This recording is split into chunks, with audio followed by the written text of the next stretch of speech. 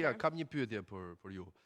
Si trajner, por edhe si me eksperiencë të gjatë në futboll, arrin të bësh një dallim se cili prej reparteve Shqipëria ka më të stabilizuar dhe më mirë, po themi aty ku ka më pak punë për të bërë në pjesën e cilësisë?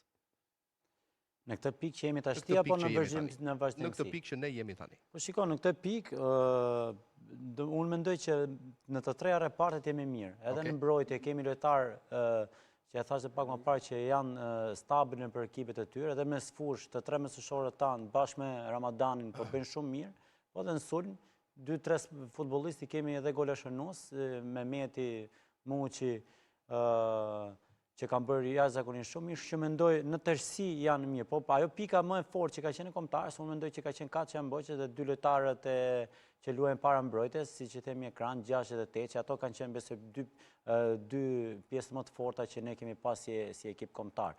Po më le vetëm me shtu diçka, mendoj që në këtë pikë si që jemi për të unis pak informacionin, unë mendoj që nuk është Silvina nga ato trajnerë që të krijon shumë ndryshime në formacion. Do jetë i detyruar, besoj unë, përveç një lojtar që mendoj, unë e kam thënë herën e fundit ku kam qenë duke ju, Klodi, që Shqipëria do e nisi me ndeshjen si kundra Serbisë, po duke qoftë se mungon Manaj, besoj që vetëm aty do jetë diferenca që do bëjë zëvendësimin, sepse nuk mendoj që do ketë hapësirë edhe për Muçin, edhe për Mehmetin, edhe për Hoxhën, besoj se do jetë pak më i kufizuar kjo gjëja.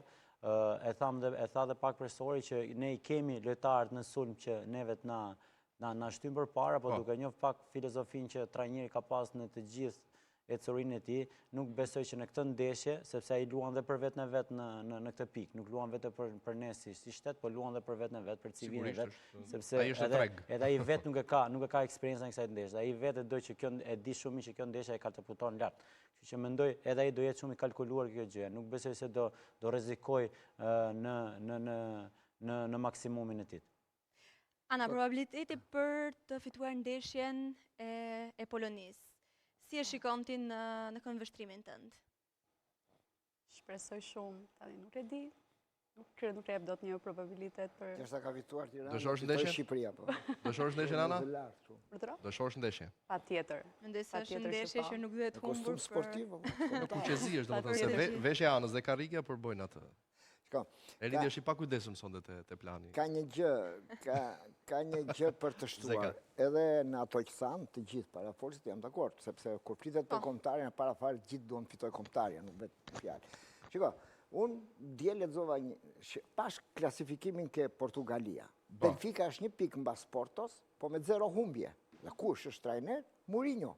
Se ka për të fare të bërë autobusin atje, mos pësoj humbje, po s'pësove humbje, ku do shkon drejt fitores.